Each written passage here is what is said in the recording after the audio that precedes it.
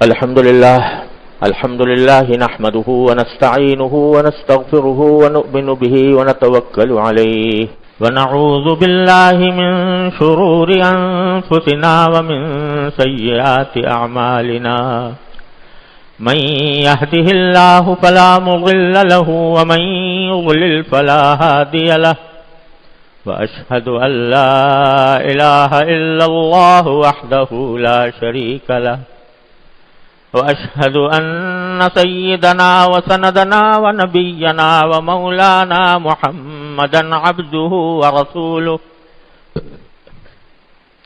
صلى الله تعالى عليه وعلى آله وأصحابه وبارك وسلم تسليما كثيرا اما بعد. آج تقریباً ایک مہینے کے فاصلے کے بعد آپ حضرات سے اس اتوار کی مجلس میں ملاقات کا موقع مل رہا ہے. یہ شوال کا پورا مہینہ اور اس ذی قعدہ کے کچھ ایام میرے سفروں میں گزرے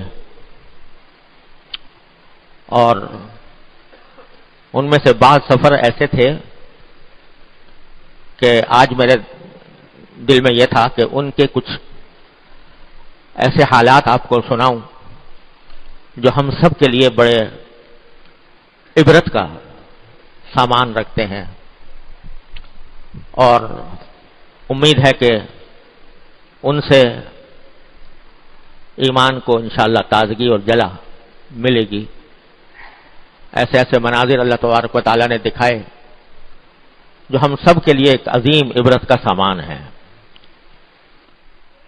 انشاءاللہ وہ اللہ نے توفیق دی اور وقت ملا تو ابھی عرض کروں گا، لیکن اس سے پہلے خیال آیا کہ ابھی ہم نے آیت کریمہ کا ختم کیا، لا الہ الا انت سبحانک انی کنت من الظالمین، اور یہ ہمارے بزرگوں کا ایک طریقہ چلا آیا ہے کہ جب کسی مسلمانوں پر کوئی اجتماعی قسم کی مشکل آتی ہے یا خطرات درپیش ہوتے ہیں تو گھروں میں بھی پہلے 1.25 لاکھ آیت کریمہ کا ختم کیا جاتا تھا. میں بچہ تھا چھوٹا سا تو میرے بچپن میں یاد ہے کہ جب پاکستان بننے والا تھا اور مسلمانوں کے اوپر ظلم و ستم کے پہاڑ توڑے جا رہے تھے تو اس وقت ہمارے گھروں میں ہر گھر میں آیت کریمہ کا ختم ہوتا تھا اور آیت کریمہ کے ختم کے بعد دعا ہوتی تھی. ہمارے محلہ تھا دیوبند میں، اس کے ہر گھر میں آیت کریمہ کا ختم ہوا کرتا تھا. کہا جاتا ہے، بزرگوں کا تجربہ ہے کہ 1.25 لاکھ مرتبہ آیت کریمہ پڑھ لی جائے تو اللہ تعالیٰ آنے والی مصیبتوں کو ٹال دیتے ہیں. یہ تجربہ ہے. لیکن اس آیت کریمہ کی تھوڑی سی تفصیل سمجھانے کو دل چاہ رہا ہے. یہ آیت کریمہ کس سیاق میں کس حالت میں نازل ہوئی تھی. قرآن کریم میں اس کا ذکر آیا ہے، یہ آیت ہے قرآن کریم کی، اور واقعہ یہ بیان ہوا ہے کہ آپ سب حضرات جانتے ہیں کہ حضرت یونس علیہ السلام کو اللہ تعالیٰ کی مشیت سے مچھلی نے نگل لیا تھا اور وہ مچھلی کے پیٹ میں 3 دن انہوں نے گزارے. مچھلی کے پیٹ میں آپ اندازہ کریں کہ کوئی بڑی مچھلی ہوگی جیسی ویل مچھلی ہوتی ہے. اللہ تبارک و تعالیٰ کی طرف سے اپنے نیک بندوں کی آزمائشیں بھی ان کی شان کے مطابق ہوتی ہیں. تو یہ کوئی معمولی آزمائش نہیں تھی کہ سمندر کے اندر ڈال دیا گیا اور وہاں سے مچھلی نے نگل لیا. 3 دن اس میں رہے. اب آدمی اگر مچھلی کے پیٹ میں چلا جائے تو اس کا ایک ایک لمحہ قیامت ہوگا. ایک ایک لمحہ کے اوپر کیا گزرے گی اس کے اوپر. تو اس وقت قرآن کریم کہتا ہے کہ فنادا فی الظلمات، وہ جو مچھلی کے پیٹ میں جو اندھیرے تھے، اندھیریاں تھیں، ان اندھیریوں میں حضرت یونس علیہ السلام نے پکارا لا الہ الا انت سبحانک انی کنت من الظالمین. کیا مانا کہ آپ کے سوا کوئی معبود نہیں، کوئی خدا نہیں. سبحانک، آپ کی ذات ہر قسم کے شرک سے پاک ہے. انی کنت من الظالمین، اور خود میں ہی ظلم کرنے والا تھا جس کے نتیجے میں مجھے یہ سزا مل رہی ہے یا میں اس آزمائش میں گرفتار ہوں. اب یہاں آپ ذرا یہ دیکھو کہ موقع تو یہ تھا کہ آدمی دعا کرے، یا اللہ مجھے اس مچھلی کے پیٹ سے نکال دے، مجھے اس قید خانے سے رہائی عطا فرما دے، مجھے اس ظلمت سے، اس اندھیرے سے میری جان بچا لے. لیکن حضرت یونس علیہ السلام نے براہ راست کوئی دعا اس قسم کی نہیں کی. بس کیا کہا؟ لا الہ الا انت، اے اللہ آپ کے سوا کوئی معبود نہیں. یہ ایک عجیب جملہ ہے، اس میں در حقیقت سب کچھ پنہا ہے. لا الہ الا انت کے معنی یہ ہے کہ اس کائنات میں جو کچھ ہو رہا ہے، جو کوئی واقعہ پیدا وجود میں آتا ہے، ظہور میں آتا ہے، اے اللہ وہ آپ ہی کی مشیت سے آتا ہے. لہذا اگر میں مچھلی کے پیٹ میں گیا تو کسی اور نے نہیں، آپ ہی نے مجھے بھیجا، آپ ہی نے بھیجا. تو پہلے تو یہ اقرار ہے، یہ اعلان ہے کہ چونکہ آپ کے سوا کوئی معبود نہیں، آپ کے سوا کوئی خدا نہیں، آپ کے سوا کوئی مالک نہیں، آپ کے سوا کوئی قادر مطلق نہیں، اس واسطے جو کچھ میرے ساتھ ہوا ہے وہ آپ ہی نے کیا ہے.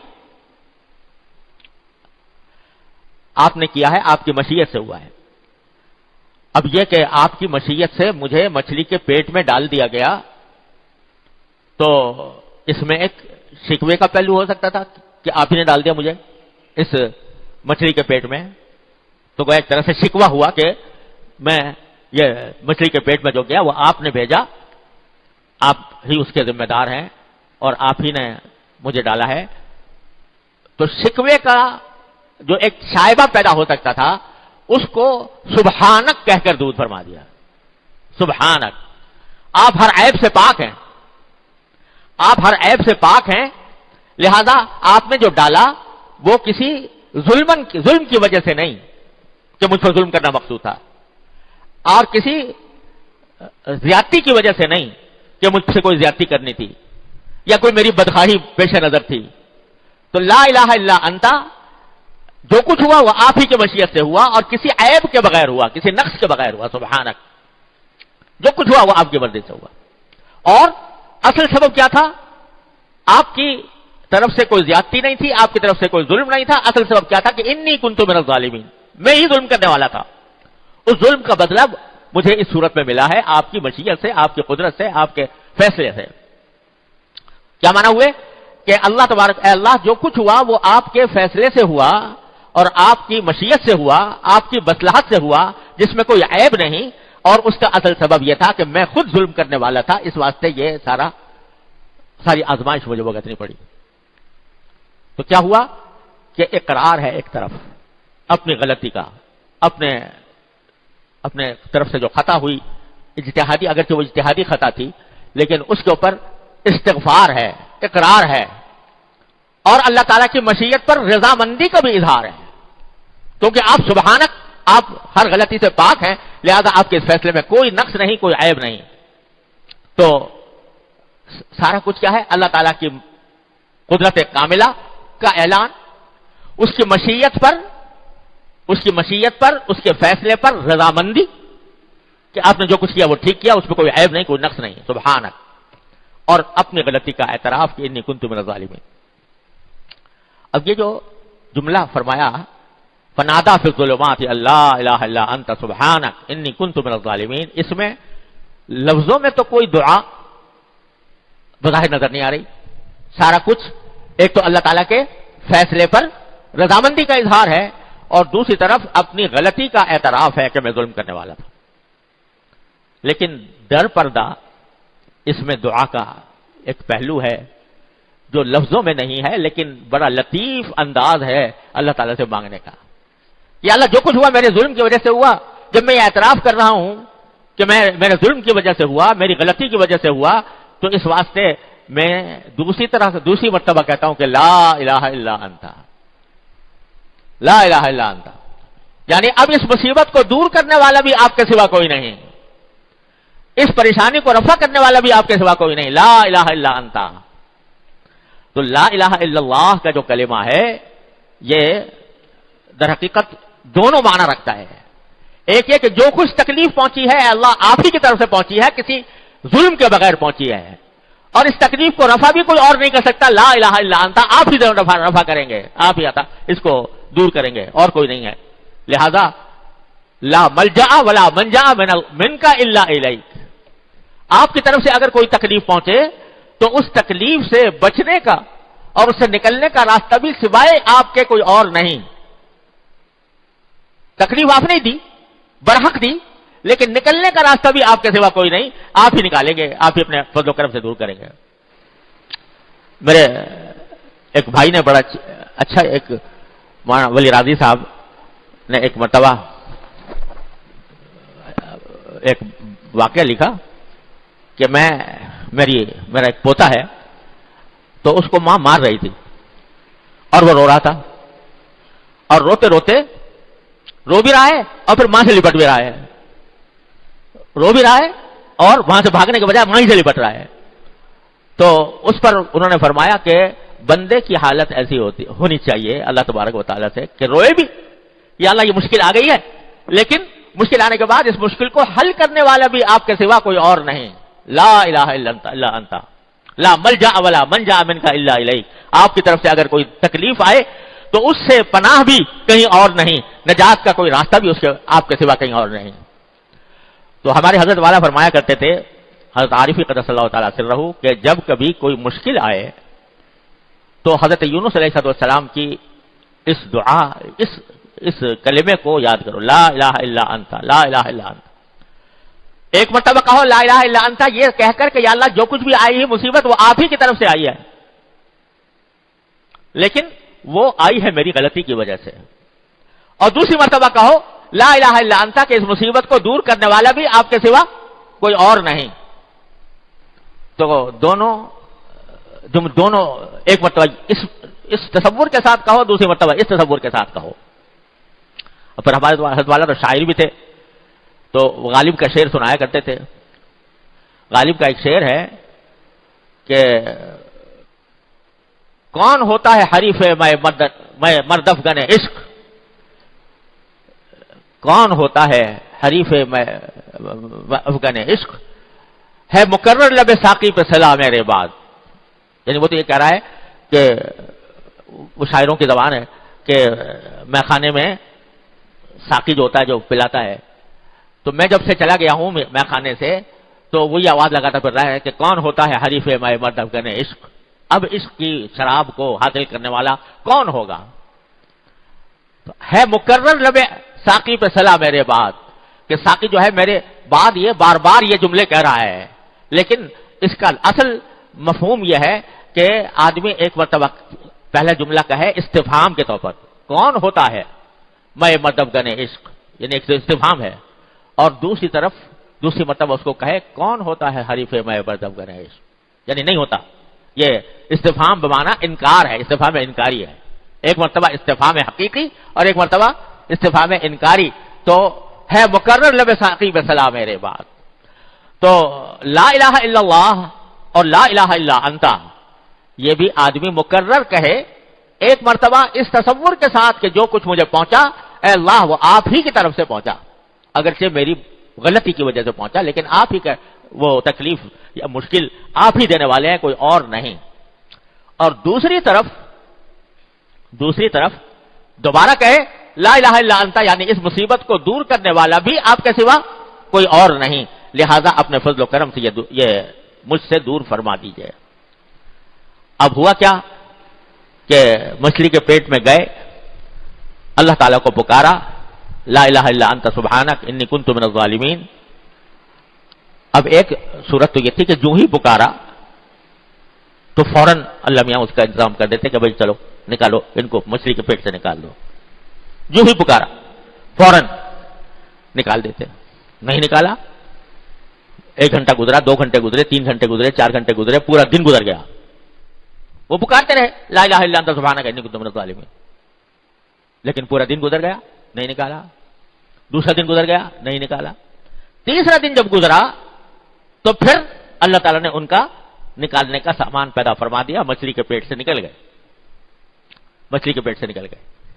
کیا مانا ہوئے کہ جب دعا مانگو اپنے پروردگار سے اور اس کی الوہیت کا اقرار کرو، اس کی مشیت پر رضامندی کا اظہار کرو اور اس سے کسی مصیبت سے چھٹکارے کی دعا کرو، تو ضروری نہیں کہ جو ہی تم نے دعا کی اور فوراً وہ کام ہو گیا۔ اللہ میاں کسی کے محکوم نہیں ہے، دعا دعا ہے، یہ کوئی حکم نہیں ہے کہ ادھر دعا کی اور ادھر فوراً منظور ہو گئی اور فوراً وہ کام ہو گیا جو تم کہہ رہے ہو۔ حضرت یونس علیہ السلام کو کتنے عرصے رکھا؟ 3 دن۔ 3 دن جیل میں گزار لینا آسان ہے، لیکن مچھلی کے پیٹ میں گزارنا، کیا قیامت ان کے اوپر گزری ہوگی 3 دنوں کے اندر۔ لیکن فوراً کے بجائے 3 دن انتظار فرمایا، اس کے بعد نکالا۔ تو سبق کیا دیا گیا کہ جب کوئی کسی بات کی دعا مانگو تو مانگتے تو ضرور رہو، اور اللہ تعالیٰ کی طرف سے اس کی دعا کی قبولیت کا بھی یقین رکھ کر مانگو کہ ضرور ملے گی انشاءاللہ۔ اگر ہمارے حق میں مفید ہوگی، فائدہ مند ہوگی، تو میرا پروردگار مجھے ضرور عطا فرمائے گا، جس یقین کے ساتھ مانگو۔ لیکن جلدی نہ کرو، جلدی نہ بچاؤ، یعنی یہ نہ کہو سمجھو کہ بس میں نے آج دعا مانگی ہے اور اگلے گھنٹے میں میری دعا قبول ہو جائے گی۔ یہ اللہ تعالیٰ کی مشیت پر چھوڑو۔ اللہ تعالیٰ کی مشیت بعض اوقات بندے کی دعا فوراً قبول کر کے اور اس کی مراد برلاتی ہے، بعض اوقات اس میں دیر بھی لگتی ہے، وہ اس کی حکمت کا تقاضا ہے، کب سنیں کب دے۔ ایک بات تو یہ اس سے سبق ملا، پہلا سبق کیا ملا؟ جب کوئی مصیبت پیش آئے، کوئی تکلیف پیش آئے، کوئی رنج پیش آئے، مصیبت آ جائے، تو سب سے پہلے تو رجوع اللہ، اللہ تعالیٰ کی طرف رجوع۔ لا الہ الا انت، جو آئی ہے وہ آپ کی طرف سے آئی ہے، برحق آئی ہے، کیونکہ آپ سبحانک، آپ ہر عیب سے پاک ہے، اور میری غلطی کی وجہ سے آئی ہے، نہیں کنتم من الظالمین۔ پہلے تو یہ کرو اور اللہ سے یہی مانگو کہ یا اللہ آ تو گئی ہے میری مصیبت میری وجہ سے، لیکن اس کو دور کرنا بھی آپ ہی کے قبضہ قدرت میں ہے، اپنے فضل و کرم سے اس کو دور فرما دیجیے۔ تو ایک سبق تو یہ ملا کہ جب کوئی مشکل آئے تو کیا کرو؟ رجوع اللہ، اللہ کی طرف رجوع، یا اللہ میں اس مشکل میں ہوں، اور اپنی غلطیوں کا بھی اقرار۔ دیکھو کون کر رہا ہے غلطیوں کا؟ پیغمبر یونس علیہ السلام، جو پیغمبر ہیں یعنی گناہوں سے معصوم ہیں، ان سے گناہ سرزد نہیں ہوتا۔ ہاں کوئی خلاف احتیاط بات ہو جاتی ہے، وہ بھی اس کو بھی کہہ رہے ہیں انی کنت من الظالمین، اپنا اقرار کر رہے ہیں۔ تو ہم تم کس شمار کے تار میں ہیں؟ تو اپنی غلطی کا اقرار کرو اللہ تعالیٰ کے حضور، یا اللہ جو کچھ پیش آیا میری غلطی کے، ما اصابکم من مصیبت فبما کسبت ایدیکم، جو کوئی مصیبت تمہیں پیش آتی ہے وہ خود تمہارے اعمال کی وجہ سے آتی ہے، وہ یعفو عن کثیر، اور بہت سی چیزوں سے تو اللہ تعالیٰ درگزری فرما دیتے ہیں۔ تو پہلا سبق تو یہ کہ جب کوئی مصیبت پیش آئے، کوئی مشکل پیش آئے، کوئی تکلیف ہو، تو فوراً رجوع اللہ اور اپنی گناہوں کی غلطیوں کی معافی مانگنا، ایک سبق تو یہ ملا۔ آگے اللہ تعالیٰ نے ایک عجیب جملہ فرما دیا کہ جب حضرت یونس علیہ السلام نے مچھلی کے پیٹ میں اندھیریوں میں، مچھلی کے پیٹ کی اندھیریوں میں ہمیں پکارا لا الہ الا انت سبحانک انی کنت من الظالمین فنجیناہ من الغم، تو اس کے نتیجے میں ہم نے ان کو اس گھٹن سے نجات عطا فرما دی، وہ گھٹن جو مچھلی کے پیٹ میں پیش آ رہی تھی اس سے نجات عطا فرما دی، فنجیناہ من الغم، ان کے اس کہنے کی وجہ سے لا الہ الا انت سبحانک انی کنت من الظالمین، یہ کہنے کی وجہ سے اور کہتے رہنے کی وجہ سے 3 دن تک کہتے رہے، تو اللہ تبارک و تعالی نے نجات عطا فرما دی۔ یہ تو ہو گیا، سبحان اللہ۔ اگلا جملہ کیا فرمایا؟ وَكَذَلِكَ نُنْجِي الْمُؤْمِنِينَ، وَكَذَلِكَ نُنْجِي الْمُؤْمِنِينَ، اور اسی طرح ہم ایمان والوں کو نجات عطا فرماتے ہیں، جس طرح ہم نے یونس علیہ السلام کو نجات عطا فرمائی اس گھٹن سے، اس گرمی سے، اس اندھیری سے نجات عطا فرمائی، اسی طرح ہم سارے مومنوں کو نجات عطا فرماتے ہیں۔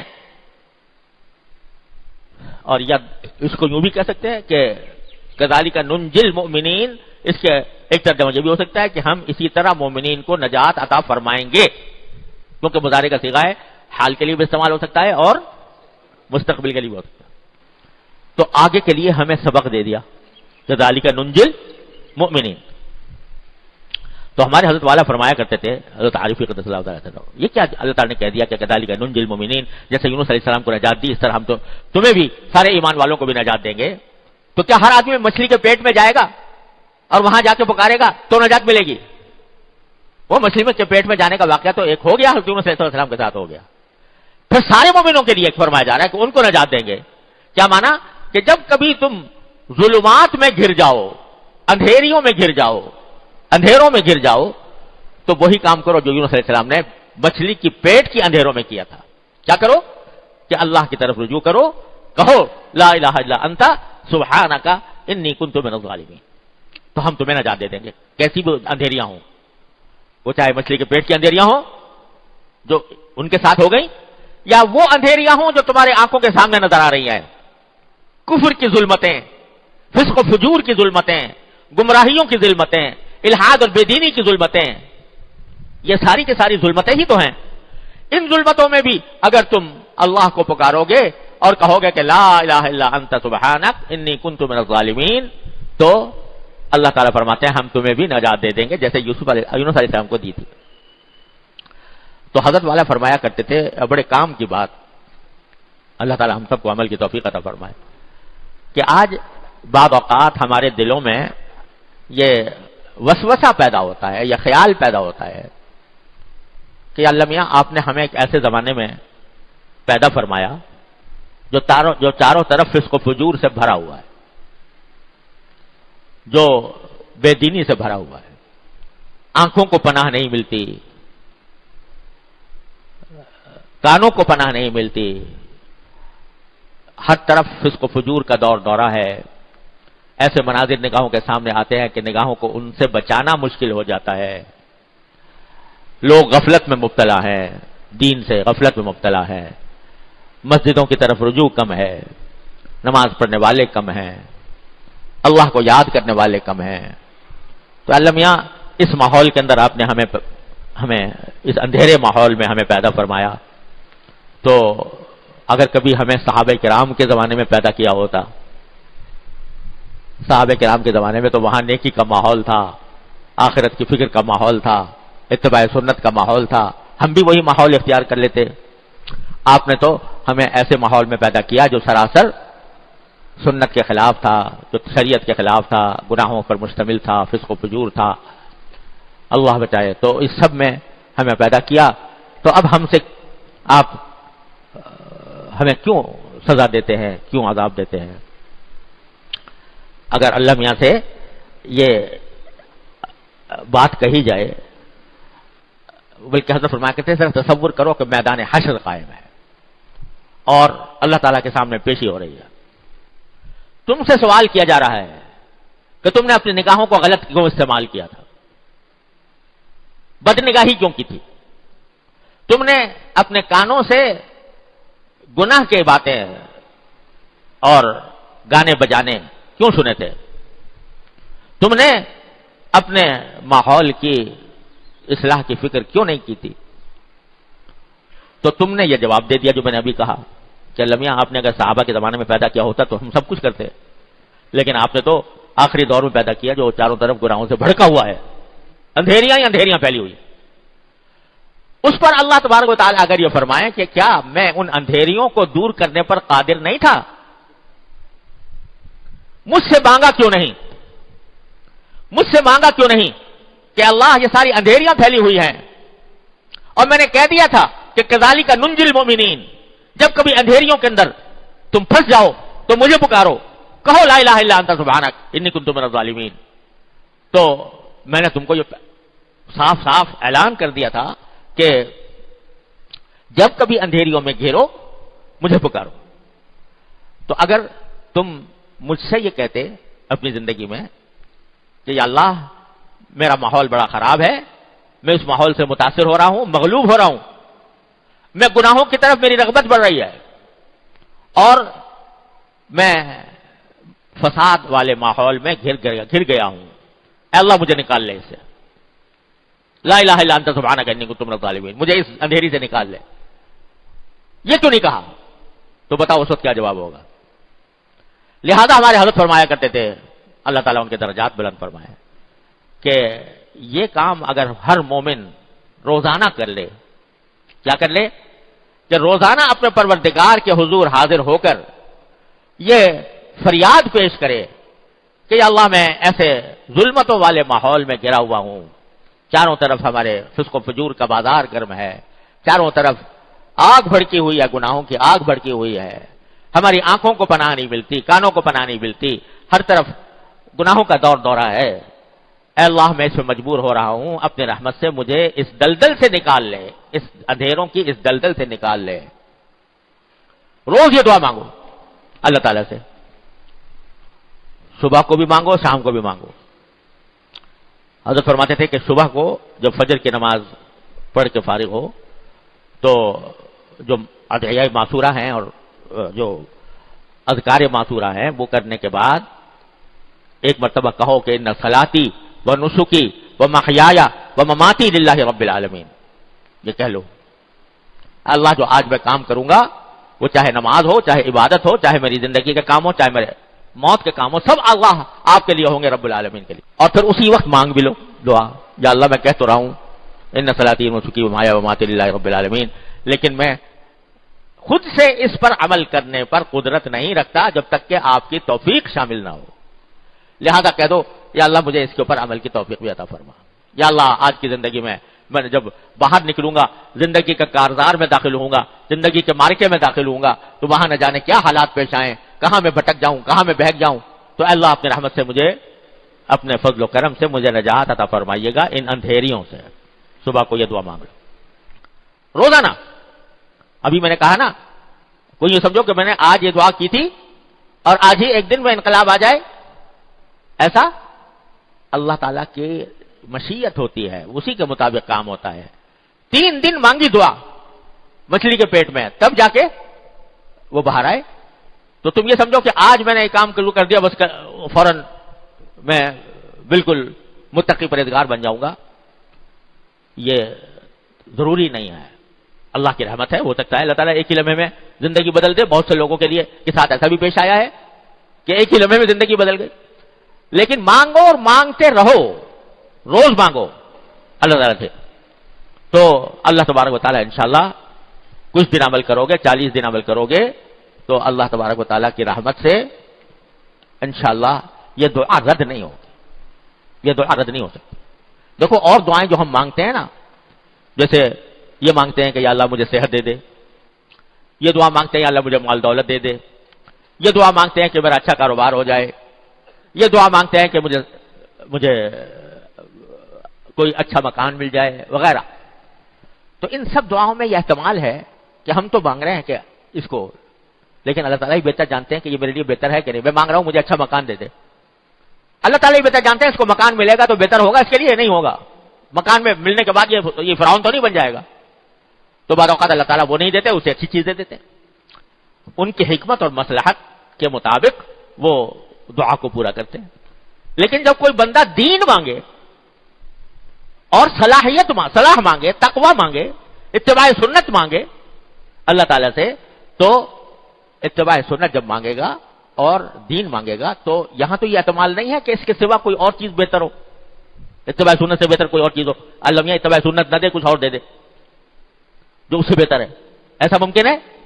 لہذا یہ دعا ضرور قبول ہوگی، ضرور قبول ہوگی، بشرطے کہ اخلاص کے ساتھ مانگو، واقعی مانگو، مانگنے کی طرح مانگو، کیا کہ تھوڑی سی کوشش کا قدم بھی بڑھاؤ، کوشش کا قدم آدمی بڑھائے گا اور پھر دعا مانگے گا اللہ تعالیٰ سے، تو پھر اللہ تبارک و تعالیٰ ضرور قبول کریں گے۔ ممکن نہیں ہے کہ قبول نہ ہو، لیکن 2 شرطیں ہیں، ایک قدم بڑھانا، دوسرے اللہ کی رجوع کرنا۔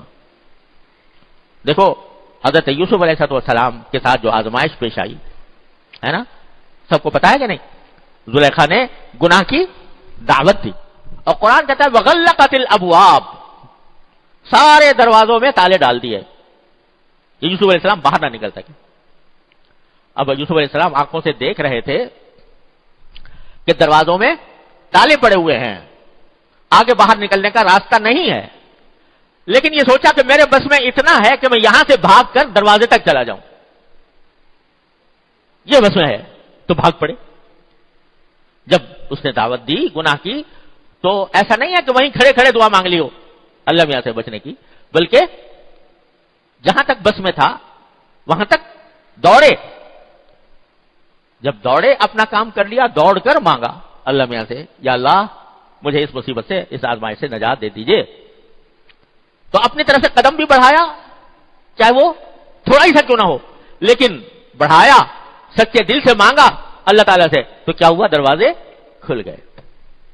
تو مولانا رومی اس کو فرماتے ہیں کہ گرچہ رکھنا نیست عالم را پدید، گرچہ رکھنا نیست عالم را پدید، خیر یوسف وار میں باید دوید۔ اگرچہ اس دنیا کے اندر تمہیں کوئی باہر نکلنے کا راستہ نظر نہیں آ رہا، رکھنا نظر نہیں آ رہا جس سے تم باہر نکلو اس گناہوں کی وادی سے، تو اس کے باوجود تمہیں اسی طرح دوڑ لگانی چاہیے جیسے یوسف علیہ السلام نے لگائی تھی، خیر یوسف وار میں باید دوید، تو انشاءاللہ وہ دعا قبول ہوگی۔ تو ایک تو صبح کے وقت میں یہ دعا مانگ لو، روز کوئی دن خالی نہ جائے، یا اللہ دن شروع ہو رہا ہے، زندگی کے مارکے میں داخل ہو رہا ہوں، اے اللہ مجھے گناہوں سے بچا لے، اے اللہ مجھے اپنے احکام کے مطابق، سنت کے مطابق زندگی عطا فرما، میرا ہر کام سنت کے مطابق ہو جائے، یہ دعا مانگ لو، صدق دل سے مانگ لو، سچے دل سے مانگ لو، اور اپنی طرف سے جو نظام زندگی بناؤ اس دن کے لیے، تو اس دن میں یہ تصور کر لو کہ میں انشاءاللہ ان سب چیزوں گناہوں سے بچوں گا، آنکھوں کی حفاظت کروں گا، کان کی حفاظت کروں گا، زبان کی حفاظت کروں گا، زبان سے کوئی غلط بات نہیں نکلے گی، زبان سے کسی کی غیبت نہیں ہوگی، زبان سے جھوٹ نہیں نکلے گا وغیرہ، یہ سب دعائیں مانگ کر یہ ارادہ کر کے کہہ دو ان صلاتی و نسکی و محیای و مماتی للہ رب العالمین، اور پھر اللہ یہیں سے مانگ لو، یا اللہ نے ارادہ تو کر لیا لیکن اس ارادے پر ثابت قدم رکھنا اور اس ارادے کے تقاضوں پر پوری طرح عمل کروانا، اے اللہ آپ کا کام ہے، آپ کے سوا کوئی نہیں کر سکتا،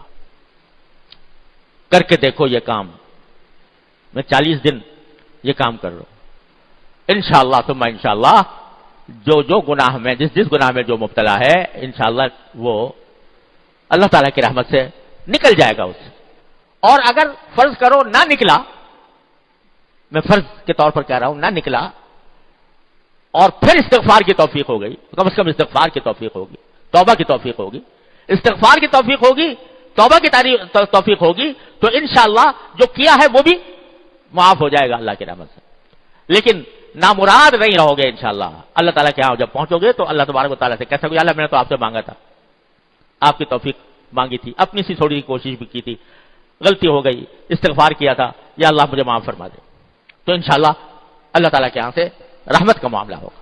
میں آپ کو کیا بتاؤں کہ یہ جو میں بات بتا رہا ہوں، کہہ رہا ہوں، روزانہ اللہ تعالیٰ سے دعا مانگنے کی، دین کے لیے دعا مانگنے روزانہ، اس نے کیا کیا انقلاب مجھے آنکھوں سے دکھائے ہیں الحمدللہ، جن لوگوں نے اس پر عمل کر لیا اللہ تعالیٰ کے فضل و کرم سے انقلاب آ گیا۔ اور ایک واقعہ اس سلسلے کا آپ کو سنا دوں تو پھر اللہ اکبر کبیرہ، پہلے بھی شاید سنایا ہو لیکن مزید تاکید کے لیے، ایک مرتبہ میرے پاس جرمنی سے ایک مسلمان کا خط آیا اور اس نے یہ لکھا کہ میں جرمنی آیا تھا اپنے روزگار کی خاطر، دین کی کوئی فکر نہیں تھی، نہ کبھی نماز پڑھی، نہ کبھی مطلب یہ کہ دین کا کچھ علم حاصل کیا، نہ دین کی کوئی فکر نہیں تھی، اسی طرح یہاں رہتا رہا، یہاں تک کہ ایک عیسائی لڑکی سے میری شادی ہو گئی، پھر میں نے اس کے ساتھ زندگی گزارتا رہا، بچے ہو گئے، بچے جب ہوئے تو میں نے دیکھا، جب بچے بڑے ہونے لگے تو میں نے دیکھا کہ میری بیوی جو عیسائی تھی وہ بچوں کو عیسائیت کی تبلیغ کر رہی ہے، کرسچینٹی سکھا رہی ہے۔ اس وقت میرے اندر کا مسلمان جاگا کہ یہ میرے بچے ہیں اور ان کو عیسائی بنایا جا رہا ہے، تو میں نے اس سے کہا کہ تم یہ میرے بچوں کو عیسائی نہیں بنا سکتی، میں مسلمان ہوں، میرے بچے بھی مسلمان۔ اس نے کہا کیوں نہیں بنا سکتی، میرا دین برحق ہے اور میں اپنے بچوں کو اپنے ہی دین کی تعلیم دوں گی۔ میں کہتا نہیں تمہارا دین برحق نہیں ہے، میرا برحق ہے، تو وہ بحث کرنے لگتی، اس کو اپنے دین کا پورا پتہ تھا، مجھے اپنے دین کا پتہ نہیں، تو نتیجہ یہ کہ بحث میں شکست کھا جاتا تھا۔ تو اب میں سخت پریشان ہوں کہ کیا کروں کہ میں اس عورت کو بھی بچاؤں، اپنے بچوں کو بھی بچاؤں، کیا کروں؟ تو جب یہ خط میرے پاس آیا تو میں نے اللہ تعالیٰ سے دعا کی کہ اللہ کوئی بہتر راستہ دل میں ڈال دیجئے. تو میں نے اس کو خط میں لکھا کہ تم ایک تو یہ کام کرو کہ اس سے بحث کرنا چھوڑ دو، کیونکہ تمہیں کچھ پتا ہے نہیں دین وین کا، بحث کرو گے تو کوئی فائدہ نہیں ہوگا. البتہ اس کو 2 باتوں پر آمادہ کر لو، کسی طرح اس کو 2 باتوں پر آمادہ کر لو. ایک تو میں کتاب بھیجا ہوں، میری کتاب جو ہے عیسائیت کے اوپر، انگریزی میں واٹ از کرسچینٹی، وہ بھیج دی. میں نے کہا کہ ایک تو اس پر آمادہ کر لو کہ اس کو وہ پڑھے اور انصاف کے ساتھ پڑھے، اور دوسرے اس کو اس بات پر آمادہ کر لو کہ رات کے وقت میں سونے سے پہلے وہ بیٹھ کر دعا کیا کرے، اور اس سے کہو کہ خدا کو تو تم بھی مانتی ہو میں بھی مانتا ہوں، دعا کو تم بھی مانتی ہو میں بھی مانتا ہوں. دعا یہ کرو کہ یا اللہ اگر عیسائی مذہب برحق ہے تو مجھے اس عیسائی مذہب پر اور زیادہ جما دیجئے، اور اگر اسلام برحق ہے تو مجھے اسلام کی طرف پھیر دیجئے، میرے دل میں اسلام ڈال دیجئے. یہ دعا کروا، کم از کم 40 دن یہ روزانہ دعا کر، اس پر آمادہ کر لو. اگلی مرتبہ اس کا خط آیا تو اس نے لکھا کہ مولانا میں نے، اللہ تعالیٰ کا شکر ہے آپ نے جو دونوں باتیں بتائی تھی اس پر میں نے اس کو آمادہ کر لیا ہے. وہ کتاب بھی پڑھ رہی ہے اور روزانہ یہ دعا بھی کرتی ہے، اور میں بھی اس کے ساتھ بیٹھ کے دعا کرتا ہوں. تو ادھر میں نے بھی کچھ اپنے اللہ سے کچھ دعا مانگنے کی کوشش کی تو وہ کرتی رہی، لیکن اس نے خط میں لکھا کہ یہ آمادہ تو ہو گئی ہے، کر بھی رہی ہے، لیکن فرق کچھ نہیں آیا ابھی تک، جیسی ہے ویسی ہے، اب بھی ویسے کرتی ہے.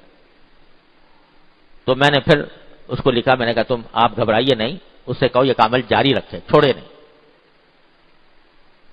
تو تیسرا خط جب آیا تو اس نے کہا کہ مولانا عجیب واقعہ ہو گیا.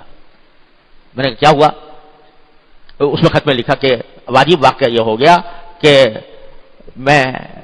وہ کسی کالج کی طالبہ تھی، وہاں پر کالج میں کوئی کام کرنے کے لیے گئی تھی، میں بھی اس کے ساتھ گیا تھا، واپس آ رہے تھے تو وہ گاڑی چلا رہی تھی. اچانک گاڑی چلاتے چلاتے اس نے گاڑی ایک کنارے پر روکی اور اسٹیئرنگ کے اوپر اپنا سر ڈال دیا. میں سمجھا اس کو کوئی دل کا دورہ پڑا ہے، کیا بات ہے، تو میں ایک دم سے گھبرایا. میں نے کہا کیا بات ہے؟ تو دیکھا وہ رو رہی تھی. تو میں نے پوچھا کہ بھائی کیوں رو رہی ہو؟ تو اس سے بولا نہیں جا رہا تھا. بڑی مشکل سے اس نے 2 لفظ کہے کہ نہیں مجھے کوئی بیماری نہیں ہے، بس مجھے تم مسلمان کر لو، مجھے تم مسلمان کر لو. کہنے مجھے اپنے کانوں پہ یقین. میں نے کہا کیا کہہ رہی ہو؟ کہا کہ میں کہہ رہی ہوں کہ مجھے اسے مسلمان کر لو. تو کہتا ہے کہ میں پھر اس کو لے کر گیا اور لے جا کر میں نے جو وہاں اسلامی سینٹر تھا وہاں پر جا کر اس کو کلمہ شہادت پڑھوایا، مسلمان ہوا. رمضان کے دن تھے تو آج پہلا موقع ہے کہ ہم دونوں نے سحری اکٹھی کھائی ہے روزہ رکھنے کے لیے.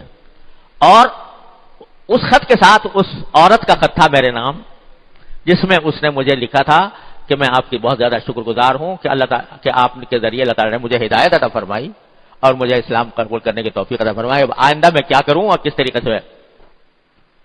یہ 4-5 مہینے کا واقعہ ہے جس میں یہ اللہ تعالیٰ نے یہ دعا کا کرشمہ مجھے اپنی آنکھوں سے دکھایا. تو یہ دعا جو دین کے لیے مانگی جاتی ہے وہ رد نہیں ہوتی، بشرطے کہ اخلاص کے ساتھ مانگے، تواتر کے ساتھ مانگے اور ساتھ میں کچھ قدم بڑھانے کا بھی اہتمام کرے. یہ ضائع نہیں ہوتی. تو میرے بھائیوں اور بہنوں، یہ اگر روز ہمارا معمول ہو، صبح کے وقت میں اور پھر رات کے وقت میں پھر دعا، یا اللہ صبح میں نے یہ دعا کی تھی، ارادہ کیا تھا، لیکن میرے دن کے پتہ نہیں کس طرح گزرا، کہاں چلا گیا. اللہ اپنی رحمت سے اگر مجھ سے جو کچھ غلطیاں ہوئی ہیں میں استغفار کرتا ہوں، توبہ کرتا ہوں، اللہ مجھے اس کو معاف فرما دے. بس یہ عمل اگر کر لو تو انشاءاللہ ثم انشاءاللہ اللہ تبارک و تعالی اپنے فضل و کرم سے، اپنے رحمت سے اس ماحول کی ظلمتوں کے اثرات سے انشاءاللہ اللہ تعالی بچا لیں گے. اس میں کوئی ادنا شک نہیں ہے، انشاءاللہ ضرور بچا لیں گے. تو یہ جو آیت کریمہ ہے نا بھائی، یہ کوئی معمولی بات نہیں ہے. فنادى في الظلمات لا اله الا انت سبحانك انی كنت من الظالمین فنجیناہ من الغم وكذلك ننجی المؤمنین. تو اس کو اپنا شعار بنا لیں. اللہ تبارک و تعالیٰ اپنے رحمت سے توفیق عطا فرمائے. میں سوچ رہا تھا آج آپ کو اس سفر کے کچھ عبرت والے واقعات سناؤں، جو واقعی میرے لیے بھی عبرت ہے، آپ کے لیے بھی عبرت ہے معاوضہ، لیکن اب وقت ختم ہو رہا ہے، اللہ تعالیٰ زندگی دی تو اگلی مجلس میں انشاءاللہ عرض کروں گا۔ وآخر دعوانا الحمدللہ رب العالمین۔ اللهم صل علی سیدنا مولانا محمد وعلی آل سیدنا محمد كما صليت على ابراہیم وعلى آل ابراہیم انك حمید مجید۔ ربنا ظلمنا انفسنا وان لم تغفر لنا وترحمنا لنكن من الخاسرین۔ ربنا آتنا في الدنيا حسنة وفي الآخرة حسنة وقنا عذاب النار۔ یا اللہ اپنی رحمت سے ہمارے تمام گناہوں کو معاف فرما، یا اللہ ہمارے اعمال و اخلاق کی اصلاح فرما، یا اللہ ہر طرح کے شر سے فتنے سے ہماری حفاظت فرما، یا اللہ جو کچھ دعائیں ہم نے مانگی ہے، یا اللہ آیت کریمہ پڑھنے کے بعد جو دعائیں مانگی ہے اللہ اپنی رحمت سے ان سب کو قبول فرما لے۔ یا اللہ ہمیں یا اللہ ظالم اور فاسق حکمرانوں سے بچا لیجیے، اچھے حکمران ہمیں عطا فرما دیجیے، یا اللہ اپنے رحمت سے اچھے حکمران عطا فرما دیجیے، یا اللہ اپنے رحمت سے اپنے فضل و کرم سے ہمیں ماحول کی تاریکیوں سے نجات عطا فرما، اپنے دین کا، اپنے اتباع سنت کا نور ہمیں عطا فرما، اور ہر طرح کے شر سے، فتنے سے، معصیتوں سے، منکرات سے ہماری حفاظت فرما۔ اللہم وفقنا لما تحب وترضى من القول والفعل والعمل والنية والهدي إنك على كل شيء قدير، وصلى الله تعالى على خير خلقه سيدنا مولانا محمد وعلى آله وأصحابه أجمعين، آمين۔